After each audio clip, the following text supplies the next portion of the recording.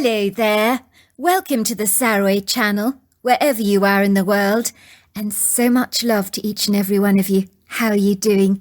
I do hope you're doing remarkably well, and I'm so thoroughly thrilled that you've joined me tonight for a fabulous story, because there's nothing that beats a story. Stories just transform our lives.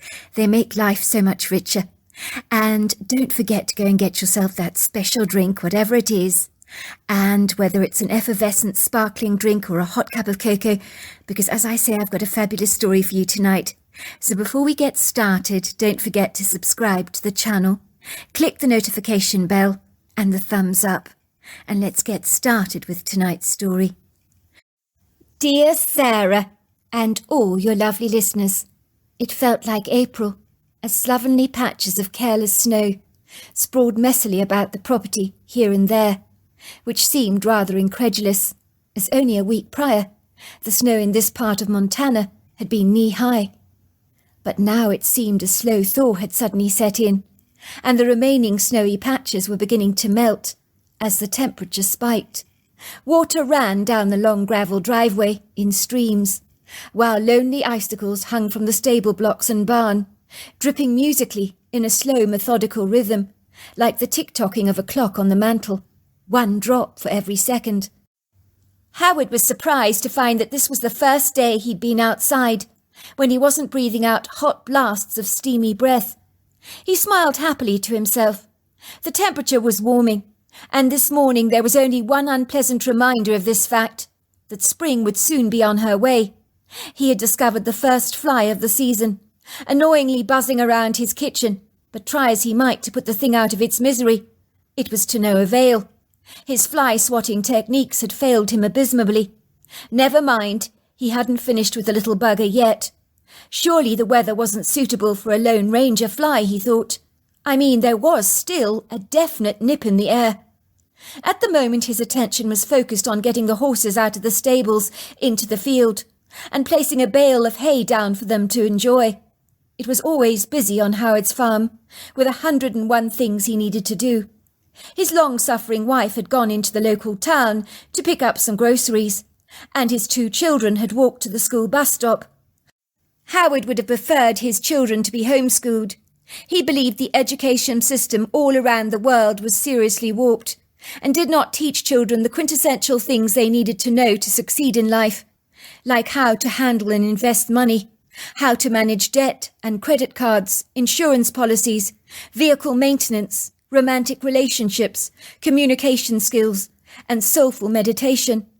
He felt that children were not really being equipped or taught how to meet the challenges of the real world, almost as if the system itself was not designed to enable kids to discover their true potential. Let's just say his judicious wife, Nancy, unequivocally believed that the children needed to interact with other kids their own age, and so in the end he had surrendered to her prudent reasoning, allowing his kids to attend a regular school, as he lived by the age-old belief that happy wife almost certainly meant happy life. It was always best to abdicate to his wife's will, as it was so much easier to keep the peace than to antagonize a woman that was certainly predisposed to being pugnacious at the very best of times, although, of course, she was a devoted, loving wife and a very dutiful mother. But she had her moments. Oh, yes, she had her moments. By all accounts, Howard loved his wife very much. But there were things about her that irritated him immeasurably. Little blemishes of discord, you could say, that he kept to himself, that he felt disrupted the peaceful rhythms of their daily lives. Howard liked nothing better than for his life to flow as smoothly as a serene river, without any antagonists to confiscate the peace. And his well-meaning wife could be one of those provocateurs on occasion, for she could easily thwart or dismantle the peace in their family home without too much trouble. Howard loved the harmonious tranquility, the soothing isolation, and the restful security that the Montana countryside offered him so magnanimously. He thoroughly enjoyed working out of doors in all kinds of challenging conditions, even when the whipping wind beat against his face and his whole body ached from exhaustion, as if he'd been flung into a washing cycle in the machine. It made him feel vibrantly alive, energised and invigorated.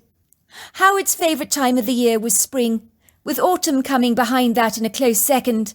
Spring brought the early hints of sunshine to a barren, naked landscape, depleted of its vivid colour, subdued by grey skies, drowned by oceans of white snow, where naked boughs of some of the trees grew green shoots, and others emerged from the bitter winter boasting clouds of pink or white blossoms. Then little daffodils and spring flowers would burst through the ground, showing off their bright colours. Then there was the rich opulence of autumn, the golden red colours of the trees and foliage that draped the landscape in a coat of many colours. For Howard, there was something stirringly spiritual about working the ground with his hands, getting the dirt under his fingernails, that enabled him to feel as if he belonged in the great outdoors, as much as the statuesque trees, the horses, the birds, the alpine flowers. For him, breathing in the crisp fresh air, riding on the back of his magnificent horse through a woodgrove of trees, made his life all the more richer and evocatively meaningful. He wondered how many husbands secretly nursed some pet peeves about their wives, little things that clandestinely might annoy them about the woman that they had married, that they dared not confess or convey to anyone. He was sure he was not alone in this. He was in no doubt that his wife had a long list of things she'd like to change about him too, only she never held back in telling Howard exactly what they were. Suffice to say, his wife Nancy was never circumspect or tactfully diplomatic about expressing her misgivings, as she told Howard exactly what she thought of him, and sometimes her words could be a little prickly, as if you'd got yourself caught up and ensnared in a hedge of thorny briars. Howard knew his wife would never succeed in changing him. He was a chip off the old block, that was for sure. He was mulishly stubborn, headstrong, and obdurate, just like his father had been. Some folks in town described Howard as looking exactly like his old man, with the same cornflower blue eyes, wispy blonde hair, and long, slender, streamlined build. He remembers his mother had tried to change his father. It was never going to happen, and it never did. What was it about women who thought they could come into your life and try to revamp you, as if you were a wardrobe that wanted to be overhauled, or a new bedroom that needed a facelift? When Howard looked at himself in the mirror, he could see the weather had taken a toll on his face, as labouring out of doors means you can't escape its perils. But he had been told by many a woman that it gave him a ruggedly handsome appearance, and he thought they were right about that. One thing Howard did not appreciate about his wife Nancy was she was always tirelessly lamenting, grumbling, and belligerently carping on about the state of his boots when he came in from the barn and had been mucking out the stables. It was like she expected him to appear before her, as if he'd stepped out of a bandbox, with boots gleaming so brightly that you could see your reflection in them, when he'd spent the entire day dealing with manure and working the soil. She would always look at his boots with an enigmatic, rather perturbed expression on her face, as if she could not for the life of her comprehend or fathom why on earth his sullied boots had become so filthy and soiled. To put it in a nutshell, his wife had been a city girl, so she didn't always recognise the ways of the country, and was a never-ending work in progress as far as Howard was concerned. She needed breaking in, like one of his young fillies, and he would be the one to do it, that was for sure. She was tirelessly complaining that Howard was always bringing in the entire farmyard with him when he entered the house. Yes, it was true, he sometimes did trail a little mud into the house, but that was to be expected, for goodness sake. They lived on a farm, not in a fancy opulent apartment in Boston or New York. Howard remembered when he first married Nancy, and she'd moved into the farmhouse with him, which she was resolutely determined to keep as sparkling as a brand new pin. And he did admit she kept a meticulous home. She was good at that. One day he'd turned in from a hard day's working outdoors, when he heard a shrill, clangorous scream permeate the walls of the farmhouse so loudly that the house almost trembled under its ear-piercing vibration. It was unlike any scream he'd ever heard in his entire life. The sound was so dreadful it turned his blood ice cold. Howard had almost jumped out of his skin with terror. At the time he was happily humming to himself in the shower, soaping down his whole body with soap. But he dropped the soap, threw open the steaming shower cubicle, dashed quickly to the nightstand in his bedroom to retrieve his revolver, and darted down the sweeping staircase at breakneck speed, completely naked, covered in droplets of foaming soap that spared no modesty for anyone. At the time his heart thundered violently in his chest like a booming drum, and an adrenaline surge had pounded through his bloodstream like a shrieking train. Something dreadful had happened to his wife. She was under attack. It sounded as if she was being murdered. He needed to rescue his beloved wife from her evil assailant. As Howard bounded through the house like a bull in a china shop, he knocked over a vase of flowers in his haste, where the glass crashed onto the ground, breaking into hundreds of smithereens, and flowers went flying across the floor like a sea of confetti. Finally, he did find his wife, but she was not being attacked by an evil man, as he'd expected. Far from it, in fact. On the contrary, he found her standing nonchalant in the entrance hall, pointing a very disapproving finger at a long trail of muddy footprints that had christened her oakwood floors. Howard was astonished. All that shrieking commotion was just over a bit of mud that he'd brought into the house. What was wrong with the woman? Was she completely insane? I mean, who screams like that unless you're being brutally attacked? Nancy had looked up at him in alarm when she saw him holding up the revolver, pointing it in her direction, completely naked, covered with a plethora of foam, wearing a bewildered expression on his face. "For God's sake, Howard! What on earth is the matter with you? You haven't got any clothes on. You're dripping soap suds all over the place. Haven't you heard of drying yourself with a towel before you come downstairs? And you might think of putting some clothes on first. Honestly, I don't particularly enjoy watching you trudging around the farmhouse completely naked. It's very inappropriate. What on earth are you doing with that revolver in your hand? And don't point the thing at me. Do you have any idea how ridiculous you look?" "I'll tell you what is ridiculous, sweetheart. Screaming like that over a little mud that I trailed into the house. You scared the bejesus out of me. I thought you were being murdered." "A little mud, Howard? You brought in the entire barn into the house. It stinks of manure. It's quite dreadful. The only thing that needs rescuing around here are my bloody floors. Look, you've literally plastered them with mud all over the place.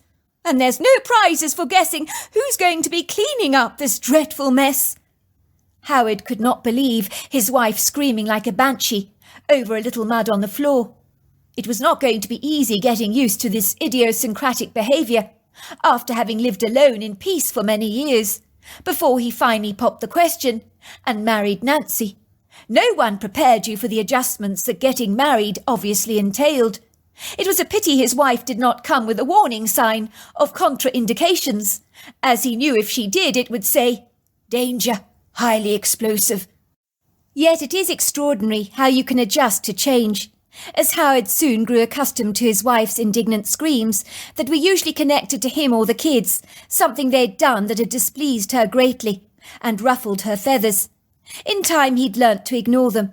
It was amazing what you could block out if the need arose, and Howard's wife's screams had become like background noise to him, part of the scenery, like the bird song in the valley during the day, and the trills of the crickets and frogs at night. Maybe she'd found peanut butter smeared on the table, a dirty sock in the television room, or coffee spilt on the floor, or someone had put a red sock in the white laundry that had turned everything bright pink, inviting his wife's mouth to tunefully scream a sonorous melody. But no one in the house would respond to her angry outbursts. Even the old sheepdog, Walrus, would give her a wary, deflated look through dark eyes. He would slink away into the shadows to find a more congenial, peaceful spot to lie down, away from that annoying, deafening alarm clock that seemed spasmodically to ring out throughout the day, that rather unelegantly came from the lady of the house. Another thing Howard didn't like was his wife's best friend, Dorothy Maynor. The woman was so incredibly annoying. I mean, she epitomised the word annoying in every single regard. To look at the woman reminded Howard of a turkey. She had several rolls of rather unfortunate loose skin that wobbled underneath her chin, acquired from years of yo-yo dieting, where the elastic reddened skin had been stretched beyond its capacity to ever bounce back. Her unfortunate body shape did not do her any favours either. She carried her ample weight around her middle, like a duck, while she had very skinny legs and huge feet. Howard was surprised that the woman could get any shoes to fit her. Her feet were enormously large. Dorothy would have coffee with his wife about 3 times a week, and long gossiping sessions with her, possibly filling her head with trivial nonsense. Howard always got the distinct impression that the woman was making fun of him, behind his back. But Dorothy always gave him that look. He couldn't define the meaning of that look, but it was almost predatory. She was possibly a miserable old spinster who was trying her best to sabotage his relationship with his wife so the two of them could be miserable together. She was not a good influence on his wife, but try as he might, he could not discourage his wife to stop seeing Dorothy. "What's your problem, Howard? Dorothy is my best friend. What on earth have you got against her?" "I don't like her. I think she's a bad influence on you. She's feeding you very unpleasant ideas about me." "Oh, for goodness sake, Howard, keep your hair on. It's not for you to decide who my friends are. I don't particularly like your friend. What's his name? Marco Hayward." "What's wrong with Marco? He's a good man." "He never says a bloody word. That's what's wrong with him. At least Dorothy can communicate. She at least opens her mouth." On more than one occasion, he'd overheard Dorothy spouting like a bothersome garden hose. "Well, personally, I'm so much better off without a man in my life. I've never been happier. I mean, when Ted walked out on me 4 years ago to spend his life with that dreadful floozy, I mean, that girl, she was all curls and silk stockings, and Ted was completely beguiled by her. I mean, it was ridiculous. I've never looked back for a single moment after that. I was so glad to finally see the back of him. You know what the stats say?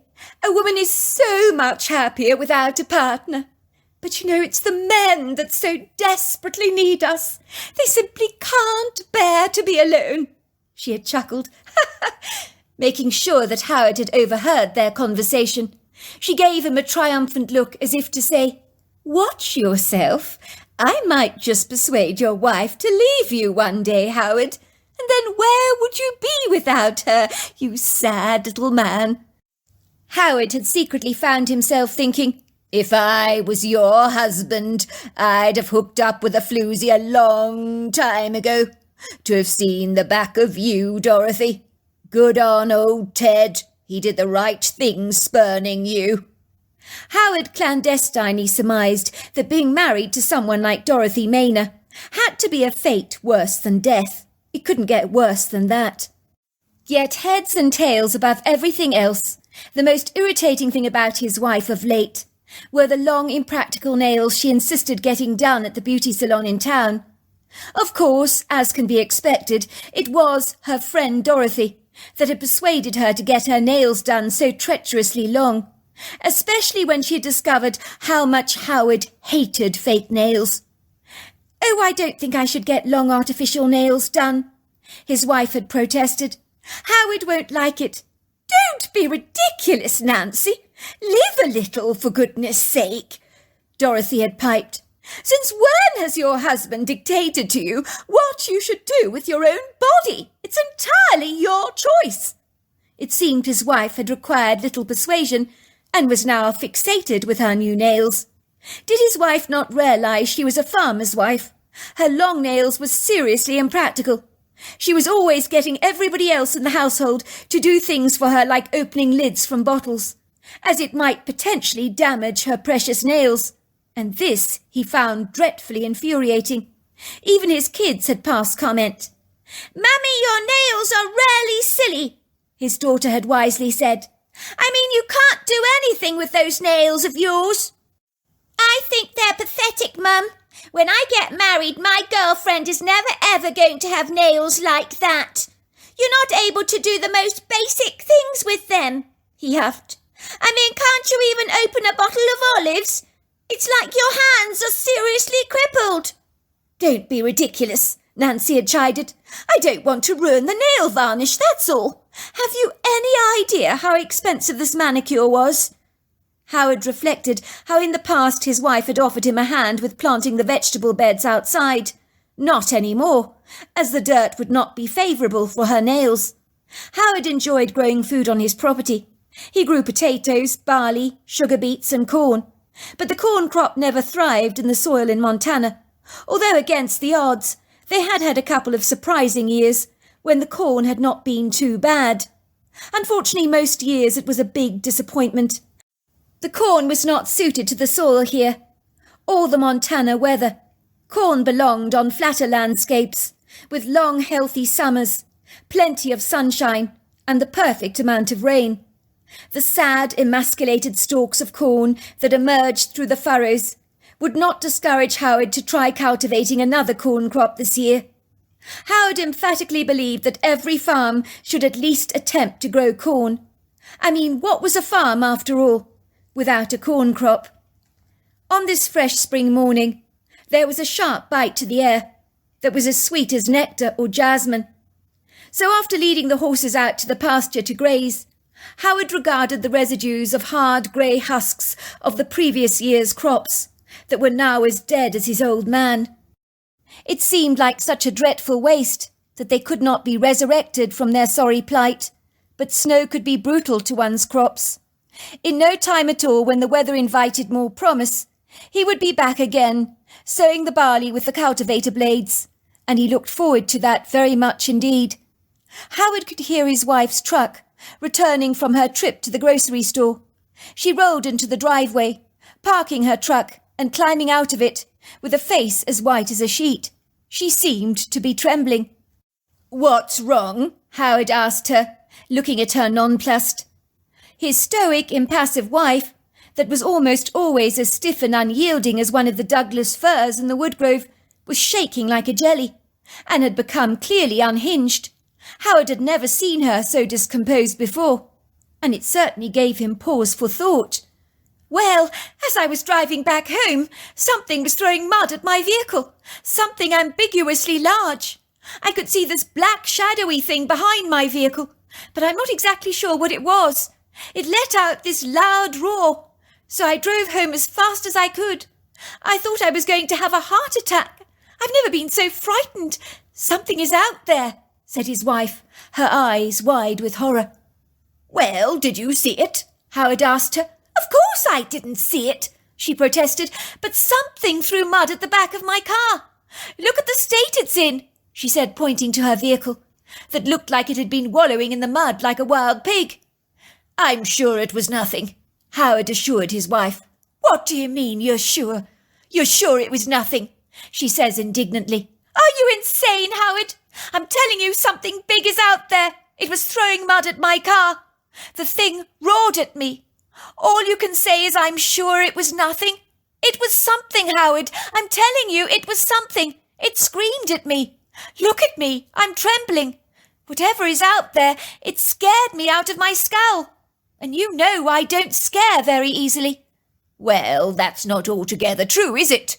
Remember when you screamed the house down when there was a garter snake in the shower?" "Well, that's different," says Nancy ruefully. "I didn't know it was harmless, did I? I didn't grow up in the countryside, so how am I supposed to know what is or isn't poisonous?" "Fair enough," says Howard, wiping his blonde moustache reflectively.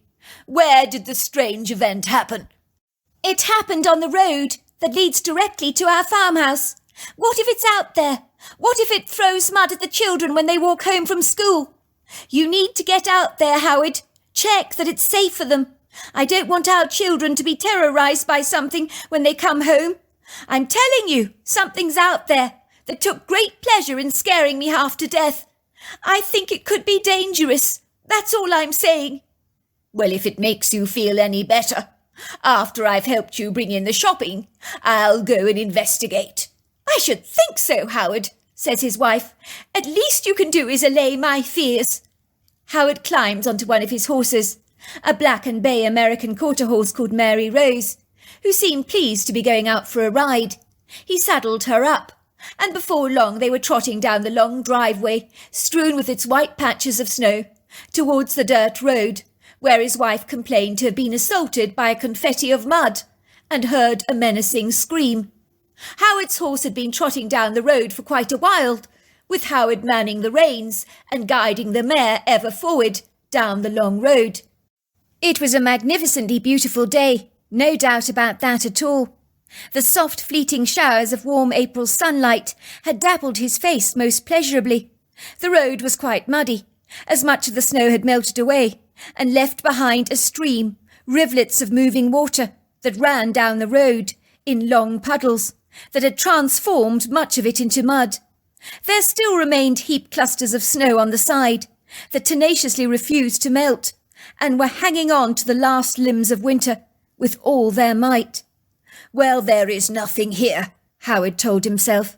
As usual, his wife Nancy had made a mountain out of a molehill about nothing.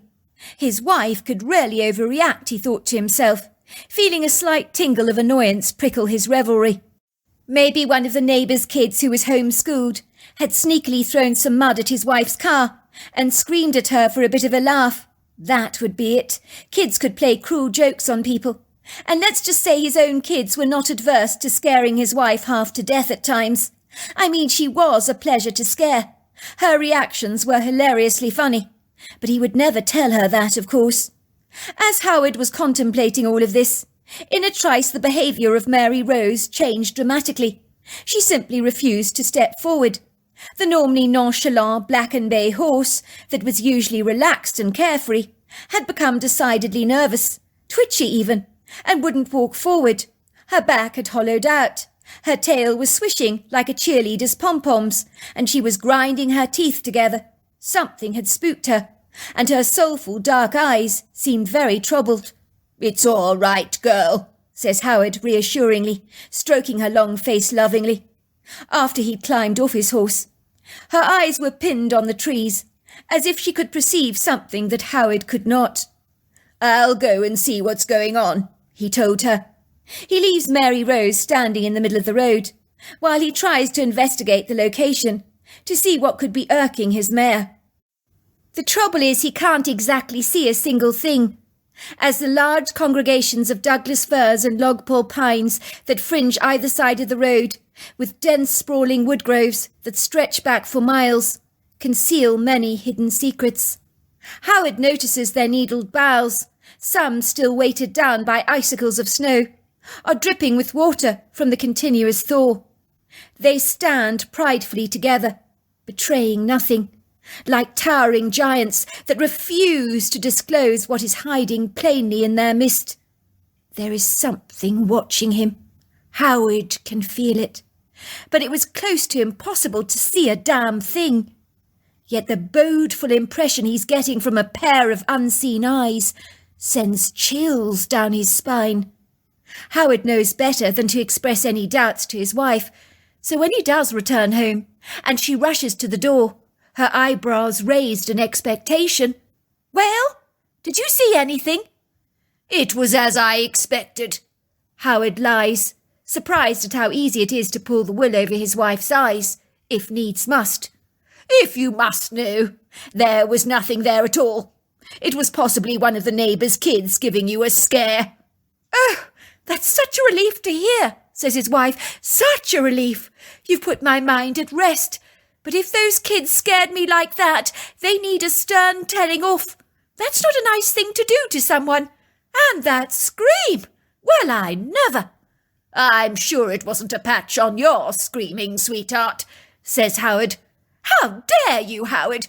says his wife. "I don't scream loudly." Howard raises a brow. "If you say so, dear." Unbeknown to the farmer and his wife, their two children, Esther 8 and Laurie 10, have just disembarked from the yellow school bus and are making their way casually down the long dirt road together, back to the farmhouse. They're chatting away happily to themselves.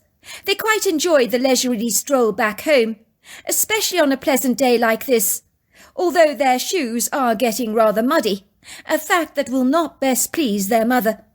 When the weather is very cold or the snowfall is heavy, their mother usually collects them from school herself. But on a day like this with a sprinkle of spring in the air, she will allow her children to walk home on their own. "Guess what Harry Princeton got for his birthday?" says Laurie, his voice unable to disguise his envy. "He got the best electric scooter I've ever seen. And he got an autistic guitar. Can you believe it? Lucky fish." His sister pulls a face. "So what? That's not such a big deal. You're not even musical. Why would you want a guitar? I mean, you can't even sing, can you?" "You don't know that, sis. You've never heard me sing. If you must know, I've always fancied learning to play the guitar. Harry's parents had paid for him to have a guitar and singing lessons as well. Harry said that the singing teacher told him that anyone can learn to sing, and she thinks he's got the potential to be a good singer. He's so lucky. His parents are loaded. They always give him anything he wants. He never has to do any chores around his house because they have a Hispanic cleaner who comes in every single day to clean up for them. Harry says she's really nice and sometimes bakes him the best brownies he's ever tasted. He says he can leave a big mess on his floor every day and the cleaner puts everything away for him very nicely." "Well, that's not half so bad," says his sister. "Now that's what I would like as a present.